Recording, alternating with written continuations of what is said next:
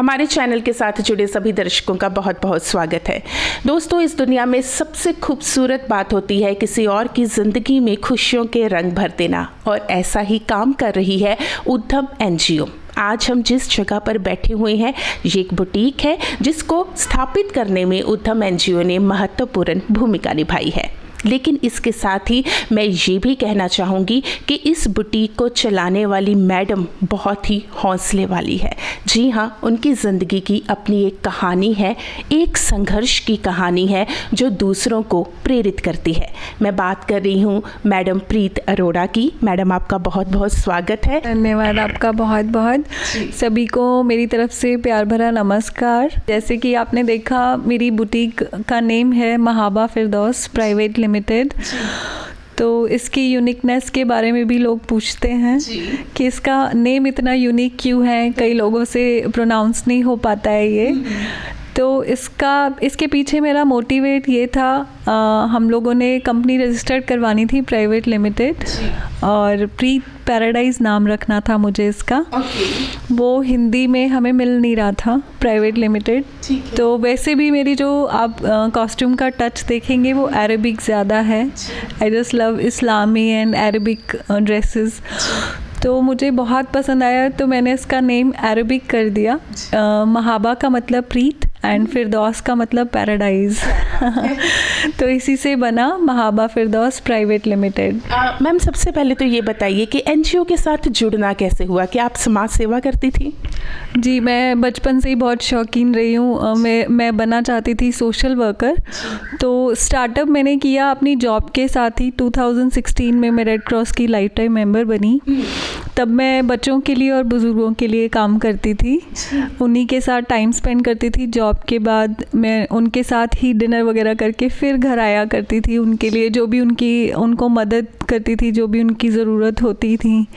तो हर दिन मैं उन्हीं के साथ बिताती थी। और जब मैं मोहाली शिफ्ट हुई हूँ, उसके बाद 2 साल हो गए मुझे उद्यम एनजीओ के साथ जुड़े हुए।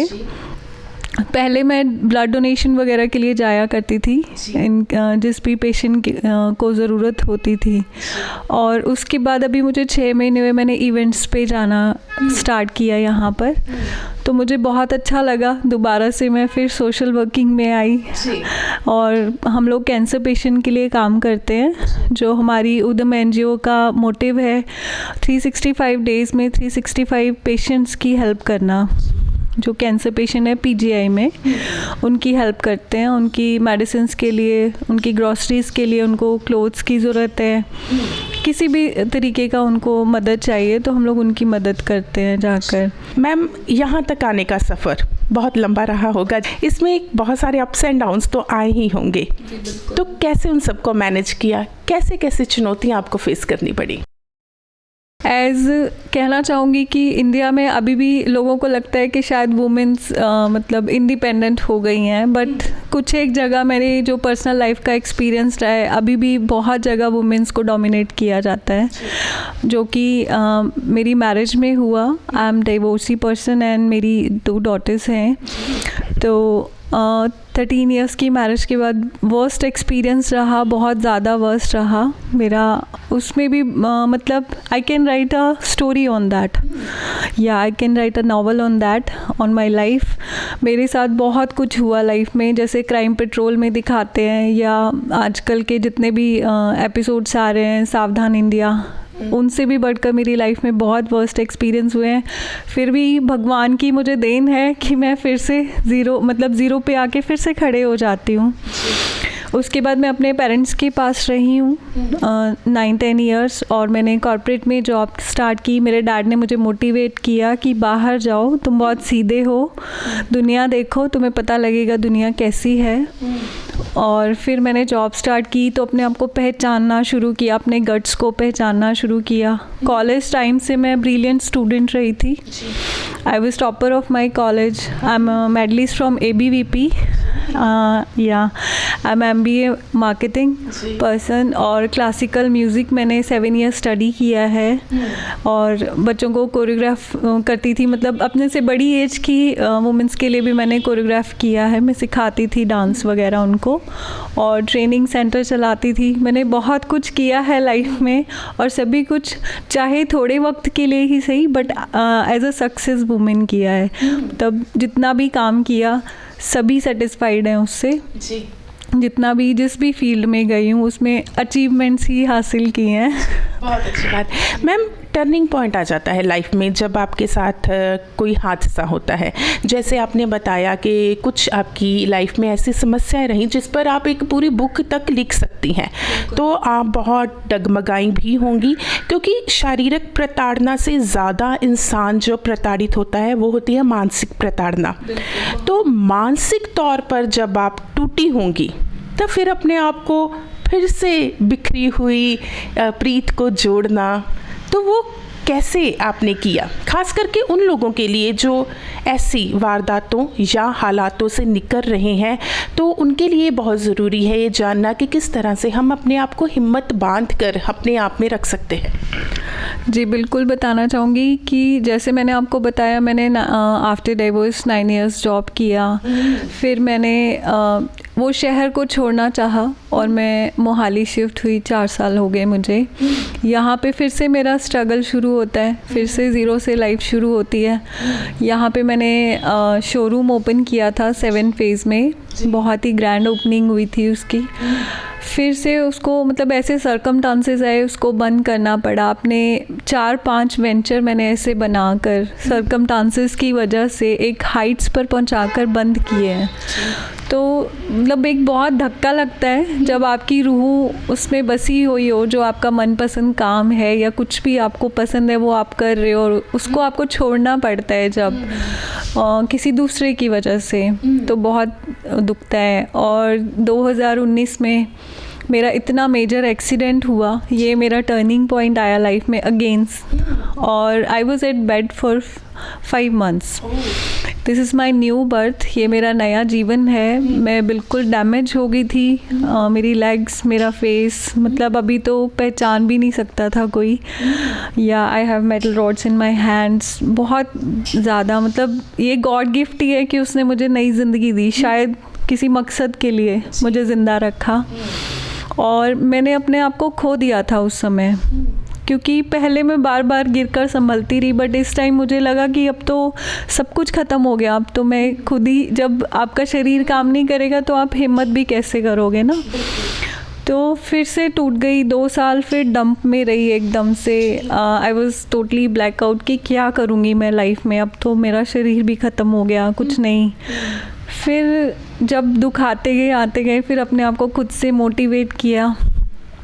मेरे पेरेंट्स ने बहुत साथ दिया हर जगह, मेरा वो ही खड़े रहे, मेरी फैमिली ही मेरे लिए। आपके हज़ारों फ्रेंड्स होते हैं ना, बट लाइफ में आपके काम सिर्फ आपकी फैमिली आती है। आपके ऊपर जब दुख आता है तब आपको पता लगता है। तो मेरे पेरेंट्स ने मेरी बहुत सेवा की, मुझे फिर से खड़ा किया जी। और उसके बाद फिर एक्सीडेंट के बाद मैंने फिर मॉडलिंग की तरफ रुझान किया, अपना पोर्टफोलियो शूट करवाया। कुछ एक ऐसे पल आए जिन्होंने मुझे तोड़ दिया था एक्सीडेंट के बाद। फिर मैंने अपने आप को ज़िंदा किया, नहीं ऐसे लाइफ नहीं चलेगी, दोबारा से खड़ा होना पड़ेगा। फिर मैंने स्टार्टिंग की अपनी मॉडलिंग प्रोफाइल, और एज अ फैशन डिज़ाइनर तो मैं हूँ, 18 साल से एक्सपीरियंस्ड हूँ, कॉस्मेटोलॉजिस्ट हूँ और फैशन कंसल्टेंट हूँ। तो ऐसे मेरे को अचीवमेंट्स मिलती चली गई। वाकई दोस्तों, कहते हैं कि पेरेंट्स जो हैं वो भगवान का दूसरा रूप होते हैं, क्योंकि भगवान खुद नहीं आ सकते इसलिए वो पेरेंट्स को भेजते हैं। अच्छा मैडम, ये बात बताइए कि आपने कहा कि एक्सीडेंट के बाद आपने मॉडलिंग के क्षेत्र में कदम रखा, ये बहुत डेयरिंग काम था। वो इसलिए क्योंकि आपने बताया कि एक्सीडेंट हुआ तो आपका चेहरा भी ख़राब हो गया। तो मॉडलिंग एक ऐसा क्षेत्र है जहाँ पर ब्यूटी को बहुत प्रेफरेंस दी जाती है, तो कैसे रहा अनुभव? लोगों ने एक्सेप्ट किया, लोगों ने रिजेक्ट किया, कईयों ने ताने सुनाए, अप्रिशिएट किया, कैसा था अनुभव वो? बहुत कुछ होता है जब आप एक फीमेल के लिए इवन ज़्यादा स्ट्रगलिंग होता है कुछ भी करना ना। एक्सीडेंट हुआ, अपने आप को डंप किया और I become a fatty women. मतलब स्टेरॉइड्स और मेडिसिन्स की वजह से बहुत कुछ हुआ। I lost lots of things in mind. But फिर से सोचा कि ऐसे लाइफ ख़त्म नहीं हो जाती, दोबारा आपको ज़िंदा होना पड़ेगा, तो उठो और कुछ करो अपने लिए ही और अपनी डॉटर्स के लिए भी।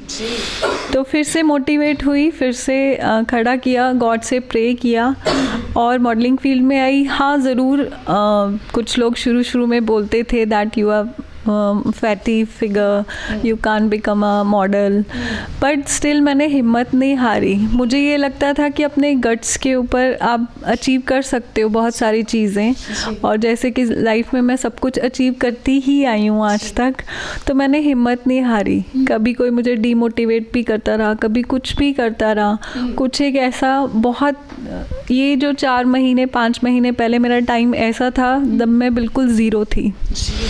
मैंने 6 महीने पहले ज़ीरो से अपनी लाइफ फिर से स्टार्ट की है दोबारा से। तो फिर मैंने अपनी हिम्मत को और बढ़ावा दिया और ऐसे करते करते मेरे को बहुत सारी अचीवमेंट गॉड गिफ्ट हुई हैं।